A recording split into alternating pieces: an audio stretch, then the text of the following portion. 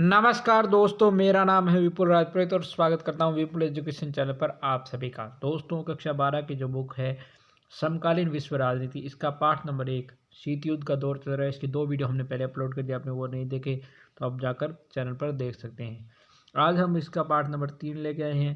2 point हमने पढ़ लिए हैं। पहला पढ़ा था क्यूबा का मिसाइल संकट, उसके बाद हमने पढ़ा था शीत युद्ध क्या है। आज हम अगला पॉइंट पढ़ेंगे, 2 ध्रुवीय विश्व का आरंभ कैसे हुआ और क्या था 2 ध्रुवीय विश्व। वीडियो लास्ट तक देखिएगा। देखो, दोनों महाशक्तियां विश्व के विभिन्न हिस्सों पर अपने प्रभाव का दायरा बढ़ाने के लिए तुरंत है। यानी दोनों महाशक्तियां हैं, जैसे अमेरिका है और सोवियत संघ है, वो विश्व के अलग अलग हिस्सों पर अपने प्रभाव का, यानी कितना उनका प्रभाव, उसका दायरा बढ़ाने के लिए, यानी उसको विस्तारित करने के लिए तुली थी। दोनों गुटों के बीच बहुत स्पष्ट रूप से दोनों गुटों के बीच बहुत स्पष्ट रूप से बंट गई थी, यानी दोनों में तन गई थी। ऐसे में किसी मुल्क के लिए एक रास्ता ये था कि वह अपनी सुरक्षा के लिए किसी एक महाशक्ति के साथ जुड़ा रहे। यानी जो भी राष्ट्र देश था, उसके लिए ये एक ही रास्ता था कि वह अपनी सुरक्षा के लिए, यानी अब जैसे मतलब यूएसए है, एक तरफ तो यूएसए था, एक तरफ यूएसएसआर यानी सोवियत संघ, रूस था। ठीक है, अब जो भी देश था उसके लिए ये जरूरी था कि इनमें से एक महाशक्ति के साथ अपनी सुरक्षा के लिए वो जुड़ जाए। ठीक है, और दूसरी महाशक्ति था उसके गुट के देशों के प्रभाव से बच सके। यानी जैसे मतलब यूएसए का कोई पार्ट है तो वो अगर यूएसएसआर है, अब कोई देश है इसका पार्ट बनता है तो वो इसके आक्रमण से बच सकते हैं, अगर कोई इसका पार्ट बनता है तो वो इसके आक्रमण से बच सकता था। परस्पर विरोधी गुटों के अपेक्षाकृत छोटे देशों ने महाशक्तियों के साथ अपने अपने जुड़ाव को इस्तेमाल निजी हित में किया। यानी परस्पर जो विरोधी गुट थे, गुटों के अपेक्षा जो छोटे देश थे, उन्होंने महाशक्तियों के साथ अपने अपने जुड़ाव का इस्तेमाल निजी हित में, यानी अपने पर्सनल फायदे के लिए किया। इन देशों को स्थानीय प्रतिनिधि देश के खिलाफ सुरक्षा वादा मिला। यानी जो भी देश इन दोनों के साथ मिले, उनको एक तो प्रतिनिधि देश जो उन देशों का कॉम्पिटिटर देश था ना, उसके खिलाफ सुरक्षा वादा मिला। आर्थिक और हथियार और आर्थिक मदद भी उन्हें मिली। इन देशों की अपने पड़ोसी देशों से होड़ थी। यानी जो भी देश इनसे मिल रहे थे उनके अपने पड़ोसी देशों से होड़ थे, यानी होड़ थी।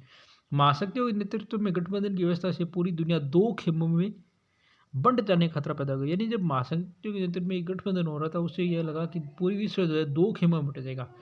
ये विभाजन सबसे पहले यूरोप में हुआ। यानी ये विभाजन हुआ सबसे पहले यूरोप में। पश्चिमी यूरोप के अधिकतर देशों ने अमेरिका का पक्ष लिया। यानी पश्चिमी यूरोप के ज़्यादातर जो देश थे उन्होंने किसका पक्ष लिया? अमेरिका का। जबकि पूर्वी यूरोप जो है सोवियत खेमे में शामिल हो गया। इसीलिए ये खेमे पश्चिमी और पूर्वी गठबंधन कहलाते हैं। यानी जो पश्चिमी यूरोप था वो पूरा पूरा कहाँ चला गया? अमेरिका की तरफ। और जो पूर्वी यूरोप था वो पूरा का पूरा चला गया सोवियत संघ की तरफ। इसलिए इसे पूर्वी गठबंधन और इसे पश्चिमी गठबंधन कहते हैं। यानी पश्चिमी यूरोप अमेरिका के और पूर्वी यूरोप सोवियत संघ के चला गया। ठीक है, पश्चिमी गठबंधन ने स्वयं को एक संगठन का रूप दिया। यानी जो पश्चिमी गठबंधन था, पश्चिमी गठबंधन कौन सा था? अमेरिका वाला, जो अमेरिका के पेश में जा रहा था, उसने स्वयं को एक संगठन का रूप दिया। और अप्रैल 1949 में उत्तरी अटलांटिक संधि संगठन नाटो की स्थापना हुई, जिसमें 12 देश शामिल थे। यानी नाटो की स्थापना कब हुई? अप्रैल 1949 में। कितने देश शामिल थे? 12।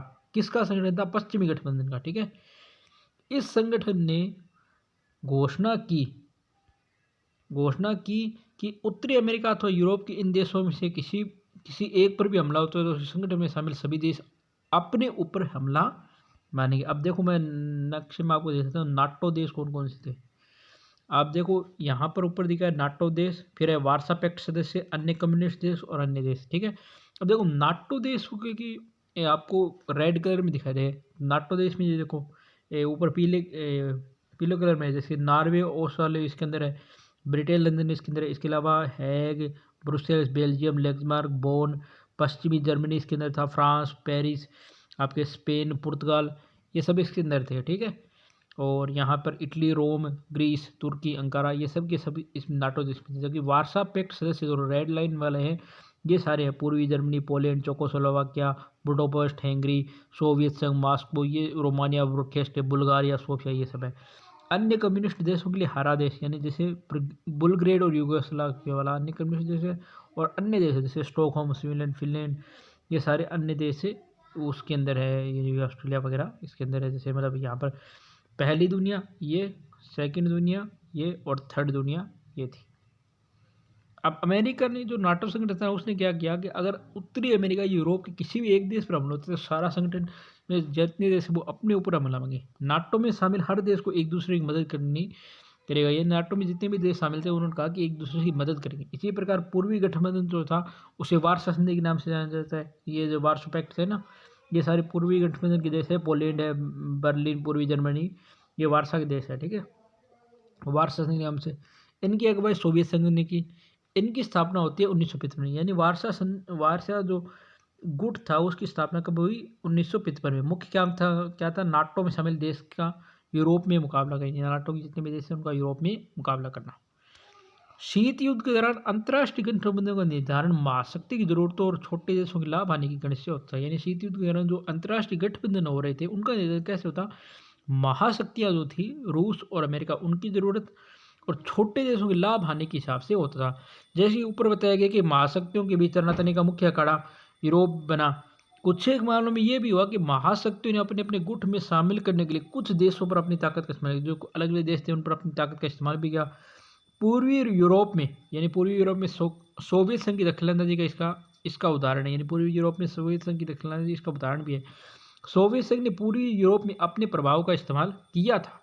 इस क्षेत्र के देशों में सोवियत संघ की सेना की व्यापक उपस्थिति ने यह निश्चित करने का प्रभाव जमाया कि यूरोप का पूरा पूर्वी हिस्सा सोवियत संघ के दबदबे में ही रहे। पूर्वी और दक्षिणी पूर्वी एशिया तथा पश्चिमी एशिया ने अमेरिका के गठबंधन के तरीके को अपनाया। ठीक है, इन गठबंधनों को दक्षिणी पूर्वी एशियाई संधि संगठन यानी सेक्टो और केंद्रीय संधि संगठन यानी सेनेटो कहा जाता है। इसके जवाब में सोवियत संघ तथा साम्यवादी जो चीन है इसने इस क्षेत्र के देश मसलन उत्तरी वियतनाम, उत्तरी कोरिया, इराक के साथ अपने संबंध भी मजबूत किए। शीत युद्ध के कारण विश्व के सामने दो गुटों में बैठ जाने का खतरा पैदा हो गया। ऐसी स्थिति में जो औपनिवेशिक मसलन ब्रिटेन और फ्रांस की चुंगल से मुक्त हुए नव स्वतंत्र देश थे जैसे भारत था, चिंता ये हुई कि वे अपनी आज़ादी को पाने के साथ ही कोर्ट न बैठे। गठबंधन में भेद पैदा हुए और बड़ी जल्दी ही इनमें दरारें भी पड़ी। साम्यवादी चीन 1950 के दशक में सोवियत संघ से अनबन हो गई। यानी ये जो गठबंधन थे इनमें भी दरारें पड़ी। साम्यवादी चीन जो है 50 के दशक में सोवियत संघ से अनबन हो गई। 69 में इन दोनों के बीच एक भूभागीय पर आधिपत्य के लिए युद्ध भी हुआ। इस दौर की महत्वपूर्ण घटना गुट निरपेक्ष आंदोलन जो था उसके विकास की थी। इस आंदोलन ने नव स्वतंत्र राष्ट्रों जो द्विध्रुवीय विश्व की गुटबाजी से अलग होने रहने का मौका दिया। आप ये सवाल पूछ सकते हैं कि आखिर महाशक्तियों को अपना गुट बनाने की जरूरत क्यों पड़ी? यानी इन्होंने अपना गुट क्यों बनाया? आखिर अपने परमाणु हथियारों और अपनी स्थायी सेना की बुद्धि महाशक्ति थी कि एशिया तथा अफ्रीका और यहाँ तक यूरोप के अधिकांश छोटे देशों की साझी शक्ति भी उनका मुकाबला नहीं कर पाती। लेकिन हमें ये समझने की जरूरत है कि छोटे देश निम्न कारणों से महाशक्तियों के बड़े काम किए थे। जैसे पहला था महत्वपूर्ण स्थान, जैसे तेल और खनिज में ये काम आने वाले थे। भू क्षेत्र, ताकि यहाँ से महाशक्ति अपने हथियारों और सेना का संचालन कर सके। तीसरा सैन्य ठिकाने, जहाँ से महाशक्तियाँ एक दूसरे की जासूसी कर सके। और चौथा था आर्थिक मदद, जिससे गठबंधन में शामिल बहुत से छोटे छोटे देश सैन्य खर्च वहन करने में मदद भी कर सकते थे। ये ऐसे कारण थे जिनके कारण छोटे देशों को महाशक्तियों के लिए जरूरी बना थे, जिसके कारण ये गठबंधन बने थे। विचारधारा के कारण भी ये देश महत्वपूर्ण थे।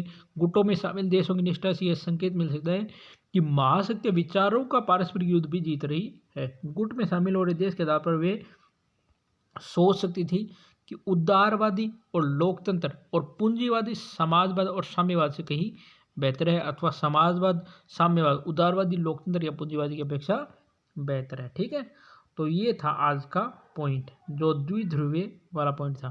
तो यह थी आज की क्लास। आपको कैसे लगी? आई होप आपको क्लास अच्छी लगी। अगर कोई भी डाउट हो तो कमेंट जरूर करें। तो ये था आज का वीडियो। अगर वीडियो पसंद आए तो वीडियो को लाइक कर दे, शेयर कर दे, कमेंट करें। और चैनल को आपने अभी तक सब्सक्राइब नहीं कर रखा है तो चैनल को जरूर सब्सक्राइब करें, बेल आइकन घंटी को प्रेस करना नहीं भूलें। धन्यवाद दोस्तों। जय हिंद, जय भारत।